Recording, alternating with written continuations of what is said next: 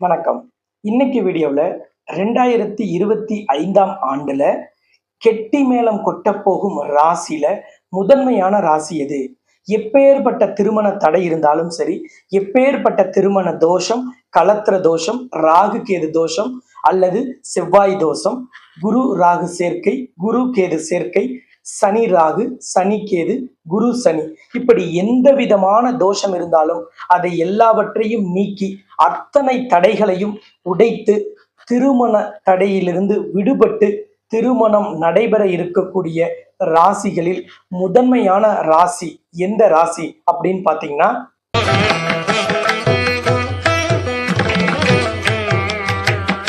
மீன ராசி அல்லது மீன லக்னத்தில் பிறந்தவர்களுக்கு திருமண தடை, திருமண தோஷம், தார தோஷம், களத்திர தோஷம் நீங்குவதற்கான ஒரு அரிய அமைப்பை பற்றி, அரிய கிரக சேர்க்கையை பற்றி, அரிய ஒரு பரிகாரம், கடைசி பரிகாரம் என்றெல்லாம் சாஸ்திரத்தில் சொல்லப்பட்ட அந்த விஷயத்தை தான் நாம இப்ப பார்க்க போறோம். அதுல மீன ராசியின் அதிபதி தான் திருமாங்கல்யத்தையும் ஒருவருக்கு சுப நிகழ்ச்சிகளை நடத்துவதற்கும் அனுகிரகம் செய்யக்கூடிய குரு பகவான். அப்படிப்பட்ட குரு பகவான் உங்கள் ராசிக்கு 3ஆம் இடமான ரிஷப ராசியில், அதுதான் களத்திர காரகனான சுக்கிரனின் வீடு. அப்ப களத்திர காரகனின் வீட்டில் உங்கள் ராசி அதிபதியும் திருமாங்கல்யத்தையும் சுப நிகழ்ச்சியையும் குறிக்கக்கூடிய கிரகமான குரு அமர்ந்திருப்பதால் உங்களுக்கு திருமாங்கல்ய பாக்கியம் கிடைக்கும். திருமாங்கல்ய தடை நீங்கிவிடும்.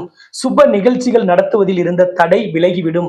அப்படிப்பட்ட குரு பகவான் அற்புத பலன்களை, முயற்சிகளுக்கு வெற்றியை தரப்போறார். இன்னொன்னு, அந்த களத்திர காரகனான சுக்கிரன் உங்க ராசியில தான் உச்சம் பெறுகிறார். சுக்கிரன் உச்சம் பெறுவது மீன ராசியில். அப்ப அங்கே சுக்கிரன் 200% சக்தியோடு இருப்பார். அப்ப களத்திர காரகனின் வீட்டில் குரு பகவானும், குரு பகவான் வீட்டில் சுக்கிரனும் இருக்கக்கூடிய இந்த யோகத்திற்கு பெயர் பரிவர்த்தனை யோகம். இதே குருவும் சுக்கிரனும் இல்லாம வேற 2 கிரகம் இந்த மாதிரி பரிவர்த்தனை பெற்றால் அதை வெறுமன பரிவர்த்தனை யோகம் சொல்லுவோம். ஆனால் திருமணத்தை நடத்தி வைக்கக்கூடிய 2 கிரகங்களும் குருவும் சுக்கிரனும் பரிவர்த்தனை பெற்று இருப்பதால் இதற்கு ஒரு சிறப்பு பெயர், அதுதான் மாளவிகா யோகம். இந்த மாளவிகா யோகம்னாலே அது திருமண தடையை நீக்கிவிடும். இந்த மாளவிகா யோகத்தில் நம்ம சொல்லக்கூடிய விஷயங்களை பின்பற்றும் எல்லோருக்குமே 100% தடையை குரு பகவானும் 200% தடையை சுக்கிரனும் நீக்கி தருவார்கள். இந்த வழிமுறைகள் என்னங்கிறத தான் நீங்க இப்ப தொடர்ந்து நம்ம டீட்டெயிலா பார்க்க போறோம். இன்னைக்கு காலகட்டத்துல பெரும்பாலானவங்களுக்கு இருக்கக்கூடிய சிக்கல், தனக்கோ தன்னுடைய பிள்ளைகளுக்கோ ஒரு நல்ல வரன் அமையுமா, நம்ம வரன் தேடி முடிச்சிடுவோமா? இன்னைக்கு வரன் தேடுறதுங்கிறது குதிரை கொம்பா இருக்கு. ஒருவேளை நம்ம அப்படி பேசி ஈசி ஒரு வரன் வீட்டுல ஓகேன்னு சொல்லிட்டா ஜோசியர் அந்த வரனை வேண்டான்னு சொல்லிடுறாரு. இல்ல சரி ஜோசியர் வேண்டான்னு சொல்லிடுறாரு, முதல்ல நம்ம போய் ஜோசியர்கிட்ட கொடுத்து பொருத்தம் எல்லாம் பார்த்துட்டு வரன் வீட்டுல போய் சொல்லலாம்னா அவர்கள் போடக்கூடிய கண்டிஷன்கள், அவங்களோட எதிர்பார்ப்புகள் நம்மளால பூர்த்தி செய்ய முடியாத நிலைமை, அவங்க கண்டிஷன் ரொம்ப பெருசா இருக்கிறது. இந்த மாதிரி சிக்கல்னால நிறைய பேருக்கு இன்னைக்கு வரன் வருவதே பெரிய விஷயமா இருக்கு. இன்னைக்கு வரன் தேடுறதுக்கே வாழ்க்கையின் பாதி நேரம் போயிடுது. பிள்ளைகளுக்காக வரன் தேடி பெற்றவர்கள் ரொம்ப அழுத்துக்கிறாங்க, ரொம்ப சலிச்சு போயிட்டாங்க. அந்த அளவுக்கு இன்னைக்கு வரன் தேடுறது பெரிய விஷயமா இருக்கு. பிள்ளைகளை ஒரு வரன் பார்க்கறதுக்கு வாங்க, இன்னைக்கு ஒரு வரன் நம்ம வீட்டுக்கு வராங்கன்னா பிள்ளைங்க என்னை விட்டுருங்க, ஆளை விட்டுருங்க, நடக்கிறப்ப நடக்கட்டும்னு சொல்லி வெறுத்து போறாங்க, சலிச்சுக்கிறாங்க, விரக்தி அடைஞ்சு பேசுறாங்க. இது எல்லாவற்றுக்கும் காரணம் சரியான வரன் அமையாதது. அதுக்கு ஜோசியர் காரணமா இருக்கலாம், தோஷம் காரணமா இருக்கலாம், இன்னைக்கு வரன் வீடுகளில் போடக்கூடிய கண்டிஷன் கூட காரணமா இருக்கலாம். மொத்தத்துல இன்னைக்கு ஒரு சரியான வரன் அமைஞ்சு அந்த வரனை திருமணம் வரைக்கும் கொண்டுட்டு போய் திருமணத்தை நல்லபடியாக முடிப்பதுங்கிறது மிகப்பெரிய விஷயமா இருக்கு, மிகப்பெரிய சவாலா இருக்கு. அப்படிப்பட்ட இந்த திருமண தடை நீங்குவதற்காக இறைவன் நமக்கு வகுத்து கொடுத்த பல்வேறு விஷயங்களில் ஒன்று மிக சிறந்த தீர்வு அப்படின்னு சொல்லலாம். அப்படிப்பட்ட ஒரு தீர்வை பற்றியும், அது எதனால் இவ்வளவு சிறப்பு பெற்றது, அந்த தீர்வு என்னைக்கு, எதனால அந்த தீர்வு, அது எப்படி நமக்கு வேலை செய்யும் அப்படிங்கிற எல்லாவற்றையும் நம்ம டீட்டெயிலா இன்னைக்கு இந்த வீடியோல பார்க்க போறோம். இந்த சேனலை நீங்க இப்பதான் ஃபர்ஸ்ட் டைம் பாக்குறீங்கன்னா சப்ஸ்கிரைப் பண்ணாம இருந்தா சப்ஸ்கிரைப் பண்ணிட்டு பெல் பட்டன்ல ஆல் ஆப்ஷன் கொடுத்துடுங்க. நம்ம போடக்கூடிய எல்லா வீடியோக்களுமே உங்களுக்கு நோட்டிபிகேஷன்ல காமிக்கும். உறவினர்கள், நண்பர்கள், உங்க கூட வேலை பார்க்கறவங்க, அக்கம் பக்கத்துல இருக்கவங்க எல்லாருக்குமே இந்த வீடியோவை நீங்க ஷேர் பண்ணி சப்போர்ட் பண்ணுங்க. நிறைய பேருக்கு ஜவுளி எடுத்து திருமணம் நின்றுருக்கும், நிறைய பேருக்கு பத்திரிக்கை அடிச்சு திருமணம் நின்னது, மண்டபம் பேசி திருமணம் நின்னது, பத்திரிக்கை கொடுத்துட்டு இருக்கும்போது திருமணம் நின்று போன பல வேதனையான விஷயங்கள் நிறைய நடந்திருக்கும். இதுக்கெல்லாம் காரணம் கிரக தோஷமா அப்படின்னு பார்க்க வேண்டியதும் இருக்கு. சில பேருக்கு 7ல ராகு இருக்கு, 7ல அல்லது கேது இருக்கு, 8ல ராகுவோ அல்லது கேதுவோ இருக்கிறது. சூரியன் செவ்வாய் சேர்க்கைன்னு சொல்லுவாங்க, செவ்வாய் தோஷம்னு சொல்லுவாங்க, சர்ப்ப தோஷம்னு சொல்லுவாங்க, ராகு கேதுக்கு பிரீத்தி செய்யணும்னு சொல்லுவாங்க. இந்த மாதிரி தோஷத்தை சொல்றது உண்டு. சிலருக்கு 5ல குரு இருப்பதால் தோஷம். இப்படி பல்வேறு விதமான தோஷங்களை நமக்கு ஜோதிடத்துல சொல்றதுனாலையும் நிறைய பேருக்கு திருமணம் நடைபெறாமல் இருக்கும். சிலருக்கு தார தோஷம், இது குழந்தை பாக்கியம் இல்லாத ஜாதகம், இவங்களுக்கு 2 தாரம் இருக்கும், இப்படி சில ஜோதிடர்கள் சொல்றதும் உண்டு. இதனாலையும் நிறைய பேருக்கு திருமணம் தள்ளி போயிட்டே இருக்கு, திருமணம் சரியாக அமையறது இல்லை. இந்த மாதிரியான கிரக அமைப்புகளை திருமண தடைக்கான காரணமாக நிறைய ஜோதிடர்கள் சொல்றது உண்டு. ஆனால் இது எல்லாமே திருமண தடைக்கான ஒரு காரணம், அதை நான் மறுக்கவே இல்லை. ஆனால் இது நிறைய பேருக்கு நிறைய ஜாதகத்துல விதிவிலக்கு இருக்கு. அந்த விதிவிலக்கை சரியாக பார்க்காம பொதுவாக எல்லா ஜாதகத்திலையுமே இந்த அமைப்பு இது தாரதோஷம், இது திருமணத்திற்கான தடை உள்ள ஜாதகம் அப்படின்னு சொல்றதுனாலையும் இன்னைக்கு திருமணம் நிறைய பேருக்கு நடக்கிறது இல்லை. அதுல ஒரு சிலர் சொல்லுவாங்க செவ்வாய் பரிவர்த்தனை செவ்வாய், பரிகார செவ்வாய்னு. செவ்வாய் லக்னத்திலேயோ 2லயோ 4லயோ 7லயோ 8லயோ 12லயோ இருந்தால் அது செவ்வாய் தோஷம். அதுல பரிகார செவ்வாய், பரிவர்த்தனை செவ்வாய் அப்படிங்கிறதெல்லாம் நடைமுறைக்கு ஒத்து வராத விஷயம். செவ்வாய் தோஷம் இருந்தால் திருமண வாழ்க்கையில் ஏதாவது பாதிப்பு ஏற்படுமா அப்படின்னா கட்டாயமாக ஏற்படாது. இதே அமைப்புள்ள எதிர்த்தரப்பு வரனை அமைத்து விட்டால் அவர்களுக்கு இந்த தோஷம் எதுவும் செய்யாது. அதே மாதிரி நிறைய பேர் பயப்படுறது இந்த ராகு கேது தோஷத்தை பார்த்து. பாம்பை பார்த்தால் படையும் நடுங்குங்கிறதுக்கு ஏற்ப ஜோதிடத்திலையுமே இந்த ராகு கேதுவை பார்த்து பெரிய அளவில் பயப்படுபவர்கள் உண்டு. ஜோதிடர்களே இதை பார்த்து பெரிய அளவில் பயமுறுத்துறதும் உண்டு, அவர்கள் பயந்து போறதும் உண்டு. ஆனால் இந்த ராகு கேது ஒரு ஜாதகத்துல இருக்குன்னா இது என்ன காரணத்துக்காக இருக்கு, இது எது மாதிரியான தாக்கத்தை ஏற்படுத்துன்னு இப்ப இந்த வீடியோ மூலம் நீங்க தெரிஞ்சுக்கிட்டீங்கன்னா ராகு கேது தோஷம்னா இவ்வளவுதானா அப்படின்னு நீங்க நினைக்கலாம். அப்ப இந்த ராகு கேதுங்கிறது ஒருவர் ஜாதகத்துல 1, 2, 4, 7, 8, 12 இதுல எங்க ராகுவோ அல்லது கேதுவோ இருந்தாலும் அது ராகு கேது உள்ள ஜாதகம். இந்த ராகு கேது உள்ள ஜாதகத்தை ராகு கேது இல்லாத ஜாதகத்தோடு பொருத்தும் பொழுது என்ன நடக்கும்னா, ராகு கேது என்பது பாம்பு, ராகு கேது இல்லாத ஜாதகம் என்பது மனித இயல்பு கொண்டது. அப்ப பாம்பையும் மனிதனையும் ஒன்றாக இணைக்கும் பொழுது ஒண்ணு பாம்பு மனிதனை கடிச்சிடும் அல்லது மனிதன் பாம்பை அடிச்சிடுவான், அப்ப மரணம் ஏற்படும். அப்ப இந்த மாதிரியான ஜாதகங்களை சரியாக அதே மாதிரி பொருத்தாமல் நம்ம மாத்தி பொருத்தும் பொழுது இந்த மாதிரியான விபரீதங்கள் ஏற்படும். அப்ப இதே மாதிரி இருக்கக்கூடிய ஜாதகத்தை இணைக்கும் பொழுது இந்த ராகு கேது தோஷம் எந்த விதத்திலும் வேலை செய்யாது, இது எந்த விதமான தாக்கத்தையும் ஒருவருக்கு ஏற்படுத்தாது. அப்ப ராகு கேது தோஷத்தை பார்த்து பயப்பட வேண்டிய அவசியம் இனிமேல் இல்லை. செவ்வாய் தோஷத்தை பார்த்தோம் அப்படிதான் நிறைய பேர் பயப்படுவாங்க. இந்த செவ்வாய் தோஷம் என்பது கடக ராசிக்கும் மீன ராசிக்கும், கடக லக்னத்திற்கும் மீன லக்னத்திற்கும் பார்க்க வேண்டியதில்லை. இப்ப நீங்க உங்க வீட்டுல அல்லது உங்க ஜாதகம் கடகராசி கடக லக்னம் அல்லது மீன ராசி அல்லது மீன லக்னம், இதுல எதுவாக இருந்தாலும் சரி உங்களுக்கு செவ்வாய் தோஷம் உள்ள வரனையும் இணைக்கலாம், செவ்வாய் தோஷம் இல்லாத வரனையும் இணைக்கலாம். இது ஒரு விதிவிலக்கு. அதே மாதிரி சூரியன் சுக்கிரன் சேர்க்கை இருந்தால் திருமணம் தள்ளி போகும், திருமணம் தடையாகும் சொல்றோம். ஆனா சூரியன் சுக்கிரன் ஒரே கட்டத்துல ஒன்றுக்கு இன்னொன்றுக்கும் இடைவெளி 20 டிகிரிக்கு மேல இருந்துட்டா அவர்களுக்கு தோஷம் இல்லை. அப்ப இது சூரியன் சுக்கிரன் சேர்க்கையில விதிவிலக்கு. நிறைய பேர் 5ஆம் இடத்தில் ராகு இருந்தால் புத்திர பாக்கியம் இல்லை, குழந்தை பாக்கியம் இல்லை அப்படின்னு சொல்லுவாங்க. கட்டாயமாக ஒருவர் ஜாதகத்தில் லக்னத்திற்கு 5ஆம் இடத்தில் ராகுவோ கேதுவோ இருந்தால், ராகு இருந்தால் அவர்களுக்கு முதல் குழந்தை ஆண் குழந்தையும், கேது இருந்தால் முதல் குழந்தை பெண் குழந்தையும் கிடைக்கும். கோச்சாரத்தில் 5இல் ராகுவோ கேதுவோ வந்தாலும் அவர்களுக்கு ஆண் குழந்தை அல்லது பெண் குழந்தை கிடைக்கும். அப்ப 5இல் ராகு இருந்தாலோ 5இல் கேது இருந்தாலோ நிச்சயமாக குழந்தை பாக்கியம் இல்லைன்னு ஜோதிடர் சொன்னா கூட நீங்க ஏத்துக்காதீங்க. கட்டாயமாக குழந்தை பாக்கியம் உறுதியாக இருக்கக்கூடிய ஜாதகம் அது. சரி, நாங்க நிறைய பரிகாரம் செஞ்சிட்டோம், பல கோவிலுக்கு போயிட்டோம், ராகு கேது பரிகாரம் செஞ்சாச்சு, செவ்வாய் தோஷ நிவர்த்தி செஞ்சாச்சு, ராமேஸ்வரம் போயாச்சு, திருப்பாம்புரம் போயாச்சு, காளகஸ்தி போயாச்சு, திருக்கொல்லிக்காடு போயாச்சு, திருமணஞ்சேரி போயிட்டோம் அல்லது திருப்பைஞ்சிலையும் போயாச்சு, திலகோமம் பண்ணிட்டோம், கொடுமுடிக்கு போய் பரிகாரம் பண்ணியாச்சு, பவானி கூடுதுறையிலையும் பரிகாரம் பண்ணியாச்சு, வாழை மரத்துக்கு தாலி கட்டி வெட்டியாச்சு, அல்லது வாழை மரத்துக்கு தாலி கட்டியாச்சு. அரச மரத்துக்கோ ஆலமரத்துக்கோ தாலி கட்டியாச்சு. எல்லாமே பண்ணிட்டோம். திருமணஞ்சேரியில வாங்கிட்டு வந்த மாலை கூட மக்கி போய் உதிர்ந்து போயிருச்சு. ஆனால் திருமணம் நடக்கல அப்படின்னா இது எல்லாமே பொதுவான பரிகாரங்கள். திருமண தடைக்கான பொது பரிகாரங்கள்ல இதெல்லாம் வந்துடும்.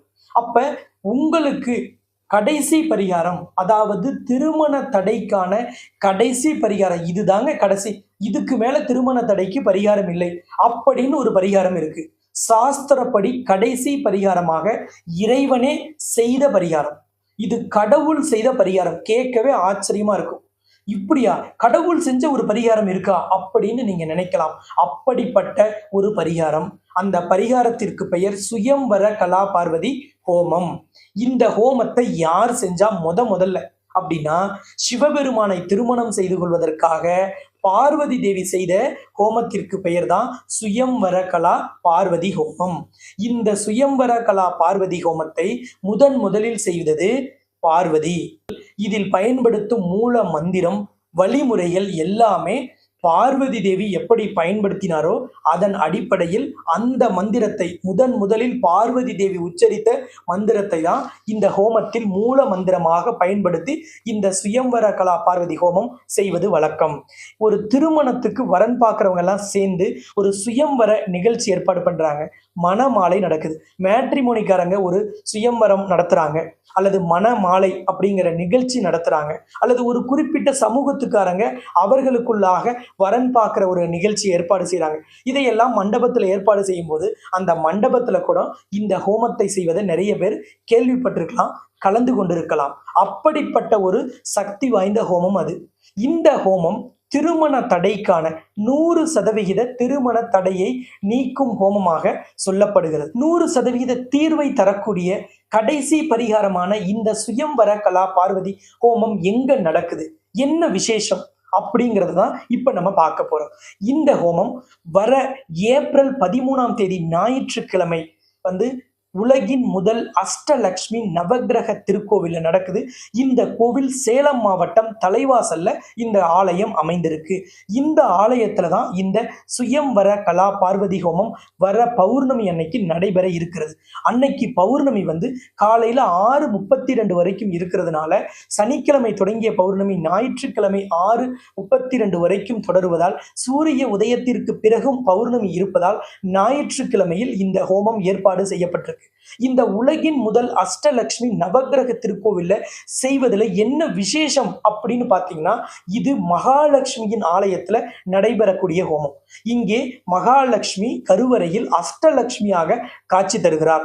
லக்ஷ்மியின் பின்புறத்தில், அதாவது லக்ஷ்மியின் கட்டுப்பாட்டுல நவகிரகங்கள் பின்புறத்தில் கருவறையில் காட்சி தருகிறார்கள். அப்ப இங்கே நவகிரகத்தை மகாலட்சுமி கட்டுப்படுத்தக்கூடிய சக்தியாக இருக்கிறார். மகாலட்சுமி தான் களத்திரக்காரகன் அப்படின்னு சொல்லக்கூடிய சுக்கிரனின் அதிபதி, அதிதேவதை இந்த மகாலட்சுமி. களத்திரக்காரகன் அப்படின்னாலே ஆண் பெண் இருவருக்குமே சுக்கிரன் தான். அப்படிப்பட்ட சுக்கிரனின் அதிபதி, அதிதேவதையான மகாலட்சுமி, அதுவும் அஷ்டலக்ஷ்மியின் முன்னிலையில் அவர்களின் பார்வையிலேயே இந்த ஹோம குண்டம் அமைத்து இந்த ஹோமம் நடைபெறுவது தனி சிறப்பு. இந்த ஆலயத்தில் மட்டுமே இவ்வாறு நடைபெறுவது இன்னும் கூடுதல் சிறப்பு.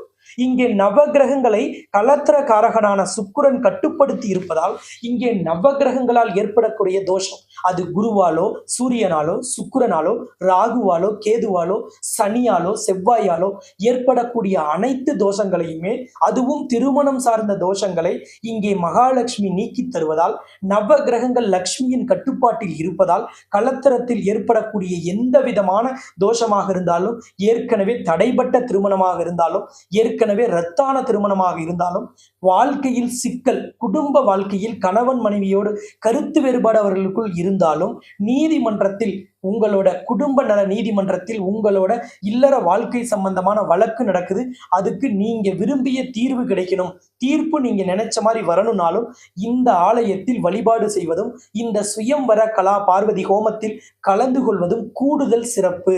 அப்படிப்பட்ட சிறப்பு வாய்ந்த இந்த ஆலயம் 52வது சக்தி பீடமாகவும் அழைக்கப்படுது. உலகின் முதல் அஷ்டலக்ஷ்மி நவகிரக திருக்கோவிலாகவும் இருக்கக்கூடியது. அப்படிப்பட்ட சிறப்பு வாய்ந்த இந்த ஆலயத்தில் வர பௌர்ணமி அதாவது ஏப்ரல் 13ஆம் தேதி விடுமுறை நாளான ஞாயிற்றுக்கிழமை இந்த சுயம்வர கலா பார்வதி ஹோமம் ஏற்பாடு செய்யப்பட்டிருக்கு. இந்த ஹோமத்தை முன்னின்று நானே நடத்துகிறேன். அப்ப இந்த மாதம் நடக்கிறதுல என்ன விசேஷம் அப்படிங்கிறதையும் நம்ம பார்க்கணும். பௌர்ணமியில வருது. அதை விட ரொம்ப முக்கியமான விஷயம் என்னன்னா, கலத்திரக்காரகனான சுக்கிரன் உச்சம் பெறுவது மீன ராசியில். அந்த சுக்கிரன் மீன ராசியில் உச்சம் பெறுகிறார். மீன ராசியின் அதிபதி சுபகாரியங்களை ஒருவருக்கு நடத்தி வைக்கக்கூடிய பரிபூரண சுப கிரகமாக நவ கிரகங்களில் எல்லா விதத்திலும் சுபத்துவம் பெற்று நம்பர் 1 இடத்தில் இருக்கக்கூடிய குரு பகவானின் வீடுதான் மீன ராசி. அப்ப மீன ராசியில் சுபகாரியங்கள் நடத்தும் அந்த இடத்தில் சுக்கிரன் உச்சம் பெற்று இருப்பது ஒரு சிறப்பு. இன்னொன்னு, அந்த சுக்கிரன் இருக்கக்கூடிய வீட்டின் அதிபதியான குரு சுக்கிரனின் வீடான ரிஷபராசியில் இருப்பது இன்னும் சிறப்பு. அதாவது சுக்கிரன் வீட்டில் குருவும் குருவின் வீட்டில் சுக்கிரனும் இருக்கக்கூடிய பரிவர்த்தனை யோகம் பெற்ற நாள். இந்த நாளுக்கு பெயர் ஜோதிட சாஸ்திரத்தில் மாளவிகா யோகம் உள்ள நாள். இது 6 வருடத்திற்கு ஒரு முறை வரக்கூடிய ஒரு உன்னதமான காலகட்டம். எப்பொழுதெல்லாம் குருவின் வீட்டில் சுக்கிரனும் சுக்கிரன் வீட்டில் குருவும் வருகிறார்களோ அப்பொழுதெல்லாம் இந்த மாளவிகா யோகம் பிரம்மாண்டமான வெற்றியை தரும். திருமண தோஷத்தில், திருமண தடையில், விரும்பிய வரன் வருவதில் மிகப்பெரிய ஒரு மாற்றத்தை நிகழ்த்தும். திருமணம் ஆகாத எப்பேற்பட்ட நபர்களுக்குமே இந்த ஹோமம் திருமணம் நடத்தி வச்சிரும். இன்னொன்னு, இந்த ஆலயம் மகாலட்சுமி கலத்திரக்காரகனான சுக்கிரனின் அதிபதியான மகாலட்சுமியின் முன்னிலையில் நடைபெறக்கூடிய ஒரு ஹோமம். அஷ்டலட்சுமியும் இங்கே ஒரே விக்கிரகத்தில் இருக்கக்கூடிய ஒரு அற்புதமான ஆலயம். இது பௌர்ணமி நாளில் நடைபெறுகிறது. பௌர்ணமி என்பது மகாலட்சுமிக்கு மாதத்தில் உகந்த நாள். அதே மாதிரி கிழமைகளில் உகந்த நாள் வெள்ளிக்கிழமை. அப்படிப்பட்ட இந்த பௌர்ணமி நாளில் இந்த ஹோமம் நடைபெறுவது இன்னும் கூடுதல் சிறப்பு. மாளவிகா யோகம் உள்ள நாள், பரிவர்த்தனை யோகம் உள்ள நாள், கலத்திர காரகனான சுக்கிரன் உச்சம் பெற்றிருக்கக்கூடிய நாள், கலத்திர காரகனான சுக்கிரனின் வீட்டில் பரிபூரண சுப கிரகமான குரு, மங்கள காரியங்களை ஒருவருக்கு நடத்தி தரக்கூடிய குரு, மாங்கல்யத்தை குறிக்கக்கூடிய குரு கலத்திரக்காரகனின் வீட்டில் இருப்பது இன்னும் ஒரு கூடுதல் சிறப்பு. இப்படிப்பட்ட இந்த சிறப்பு வாய்ந்த நாளில் என்ன தோஷம் இருந்தாலும் திருமணம் சார்ந்து, என்ன விதமான தடை இருந்தாலும், நீங்க எங்க போய் ஹோமம் பண்ணியிருந்தாலும் சரி, எல்லாவற்றையும் மறந்துடுங்க.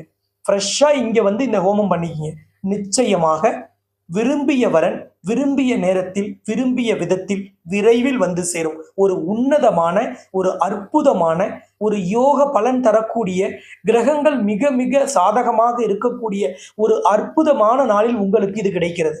இந்த வீடியோவை நீங்க பாக்குறீங்கனாலே உங்களுக்கோ அல்லது உங்கள் வீட்டில் இருக்கும் பிள்ளைகளுக்கோ வரன் தள்ளி போகுதுன்னா அதை கடவுள் நீக்க போறாருன்னு அர்த்தம். அதனாலதான் இந்த வீடியோ உங்க கண்ணுக்கு இப்ப தெரியணும் அப்படின்னு இறைவன் நினைக்கிறார். இந்த ஹோமத்துக்கு வருவதற்கு கட்டாயமாக முன்பதிவு செய்யணும். ஏன் அப்படின்னா எவ்வளவு பேர் வரீங்கன்னு தெரிஞ்சாதான் உங்களுக்கு ஏற்ற ஏற்பாடுகள் செய்ய முடியும். பூஜைகளுக்கான ஏற்பாடுகளை நம்ம விரிவாக செய்ய முடியும். அதனால இப்பவே ஸ்கிரீன்ல தெரிகிற நம்பரை கான்டாக்ட் பண்ணி முன்பதிவு செஞ்சிடுங்க. முதலில் பதிவு செய்பவர்களுக்கு முன்னுரிமைங்கிற அடிப்படையில குறிப்பிட்ட நபர்களுக்கு மேல அங்க உட்கார வைக்கிறதுக்கு இடம் இல்லாததுனால நீங்க கண்டிப்பாக உடனடியாக ஸ்கிரீன்ல தெரிகிற நம்பரை கான்டாக்ட் பண்ணி முன்பதிவு செஞ்சிடுங்க. இந்த சிறப்பு வாய்ந்த நாள்ல நிறைய பேர் முன்பதிவு செய்யறதுனால குறிப்பிட்ட அளவுக்கு மேல நம்ம அனுமதிக்க முடியாது. உடனடியாக ஸ்கிரீன்ல தெரிகிற நம்பரை கான்டாக்ட் பண்ணீங்க. இந்த ஆலயம் சேலத்திலிருந்து சென்னை போற வழியில, அதாவது சேலத்திலிருந்து நீங்க வரணும்னா சேலத்திலிருந்து 60 கிலோமீட்டர் தொலைவுல தலைவாசல் இருக்கு. இது சேலம் சென்னை தேசிய நெடுஞ்சாலையில இந்த தலைவாசல்ங்கிற ஊர் அமைந்திருக்கிறது. இப்ப நீங்க சென்னையிலிருந்து வரீங்கன்னா கள்ளக்குறிச்சி தாண்டி சேலம் போற வழியில கள்ளக்குறிச்சியிலிருந்து 30 கிலோமீட்டர் தொலைவுல சேலம் சென்னை தேசிய நெடுஞ்சாலையில தான் இந்த தலைவாசல் அமைந்திருக்கு.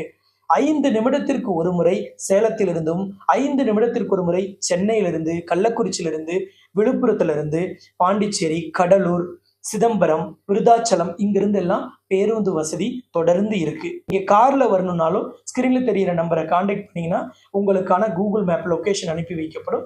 நீங்க அந்த மேப் லொகேஷனை வச்சு ஈஸியாக ஆலயத்தை வந்து அடைந்து விடலாம். இந்த ஹோமம் ஏப்ரல் 13ஆம் தேதி விடுமுறை நாளான ஞாயிற்றுக்கிழமை நடைபெறுவதால் இன்னும் சிறப்பு. சரி, இதுல உங்க ராசிக்கு என்ன விசேஷம் இதுல கூடுதலாக அப்படின்னு நீங்க கேட்டீங்கன்னா, மீண்டும் ஒரு முறை சொல்றேன், மீன ராசியின் அதிபதி தான் மாங்கல்யத்தை குறிக்கக்கூடிய குரு. உங்க ராசி அதிபதி குரு. அப்படிப்பட்ட குரு கலத்திர காரகனான சுக்கிரன் வீடான ரிஷப ராசியில் இருக்கிறார். களத்திர காரகன் தான் சுக்கிரன், அவர்தான் திருமணத்தை நடத்தி வைக்கக்கூடியவர். குரு என்பவர் மாங்கல்யத்தையும் சுப நிகழ்ச்சியையும் குறிக்கக்கூடியவர். அப்ப சுப நிகழ்ச்சி களத்திர காரகன் வீட்டுலன்னா அப்ப கல்யாணம் நடக்கும். இந்த கல்யாணத்தை நடத்துவதற்கு குரு இந்த களத்திரக்காரகன் சுக்கிரன் வீட்டில் இருப்பது 100% பலன். இந்த களத்திரக்காரகன் உங்க ராசியில், அதாவது மீன ராசியில் தான் உச்சம்னு சொன்னேன் ஆரம்பத்திலேயே. அந்த உச்சம் பெற்று 200% சக்தியோடு இருப்பதாலும் அவர் குருவின் வீட்டில் இருப்பதாலும் நிச்சயமாக திருமண தடை நீங்கிடும். வரனை நீங்க தேடி போன காலம் மலையேறி வரன் உங்களை தேடி வரும். காரணம், களத்திரக்காரகன் உங்க ராசியில். அப்ப களத்திரம் உங்களை தேடி வரும். இதற்கு இந்த சுயம்வர கலா பார்வதி ஹோமம் 100% பலனை தரும். இதுல தவறாமல் அவசியம் கலந்து கொள்ளுங்கள். உங்களால நேர்ல வர முடியலன்னா குடும்ப உறுப்பினர்கள், நண்பர்கள், உறவினர்கள் யாருக்கிட்டையாவது உங்கள் ஜாதகத்தை கொடுத்து விட்டு உங்கள் சார்பா கலந்து கொள்ள சொல்லுங்க. அந்த ஜாதகத்தை ஹோமத்திலையும் மகாலட்சுமியின் பாதத்திலும் வைத்து தோஷ நிவர்த்தியும் சிறப்பு பூஜையும் செய்து அவங்க கிட்ட நாங்க கொடுத்துடுவோம். நேர்ல உறவுக்காரங்களையும் அனுப்ப முடியல, நீங்களும் வர முடியலன்னா ஸ்கிரீன்ல தெரிகிற வாட்ஸ்அப் நம்பருக்கு உங்க ஜாதகத்தை போட்டோ எடுத்து வாட்ஸ்அப்ல ஷேர் பண்ணிடுங்க. அதை நாங்க பிரிண்ட் அவுட் எடுத்து உங்க சார்பா ஹோமத்திலையும் மகாலட்சுமியின் பாதத்திலும் வச்சு பூஜித்து தோஷ நிவர்த்தி செய்து அந்த ஜாதக காப்பியவே கொரியர்ல உங்க அட்ரஸுக்கு ஹோம பிரசாதத்தோடு அனுப்பிடுவோம். அந்த ஜாதகத்தை நீங்க பிரிண்ட் அவுட் எடுத்து அல்லது ஜெராக்ஸ் பண்ணி நீங்க வரன் பார்க்குற எல்லா வீடுகளுக்குமே அதை தான் கொடுக்கணும். அது உங்களோட தோஷத்தை நீக்கி விரைவில் ஒரு நல்ல வரன் நீங்க எப்படி எதிர்பார்த்தீங்களோ அந்த மாதிரியான வரனை உங்களுக்கு அமைத்து தரக்கூடிய ஒரு அற்புதம் நிகழும். அந்த மாதிரி ஒரு இல்வாழ்க்கையில் நல்வாழ்க்கையில் விரைவாக இணைய என்னுடைய வாழ்த்துக்களும் பிரார்த்தனைகளும். இந்த சேனலை இதுவரைக்கும் நீங்க சப்ஸ்கிரைப் பண்ணாம இருந்தா சப்ஸ்கிரைப் பண்ணிட்டு பெல் பட்டன்ல ஆல் ஆப்ஷன் கொடுத்துடுங்க. இந்த வீடியோ பிடித்திருந்தால் லைக் பண்ணுங்க. மற்ற மீன ராசி மீன லக்னக்காரர்களுக்கும் ஷேர் பண்ணி சப்போர்ட் பண்ணுங்க. இதே போல் சிறந்த இன்னொரு வீடியோவில் நாம் மீண்டும் சந்திக்கும் வரை உங்களிடமிருந்து விடைபெறும் நான் ஜோதிட ரத்னா, ஜோதிட கலாநிதி, ஜோதிட செம்மல், மகாலட்சுமி உபாசகர், ஸ்ரீலஸ்ரீ டாக்டர் ராம் பரிமளம் ஆச்சாரிய குருஜி. நன்றி, வணக்கம்.